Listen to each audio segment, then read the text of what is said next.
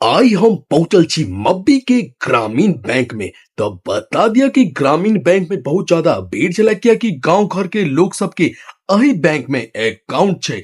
लेकिन हमरा बैंक में एगो कमी नजर आयल। अगर बैंक चाहे तो पर सुधार कर सके छे, किया कि अई बैंक में बहुत एहन खाता छे जिनका लिखो पढ़ो नहीं आवे छे, अंगूठा छाप छे, लेकिन हुनका फॉर्म भरऽ पड़े छे पैसा निकाला और डाला लेल।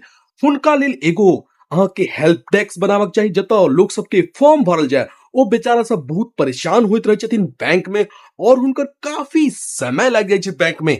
ई वजह से कि क्यों हुनकर आबि के फॉर्म भर देते। एहि लेल अहाँ जे भी बैंक के उच्च पदाधिकारी ई वीडियो देख रहा है, उनका से एगो हमरा रिक्वेस्ट है कि बैंक में एगो हेल्प डेस्क जरूर बनाओ, जतो एहन अहाँ के बुजुर्ग आदमी, कम पढ़ल लोग सबके मदद भ सके और बैंक के सर्विस और बेहतर बन सके।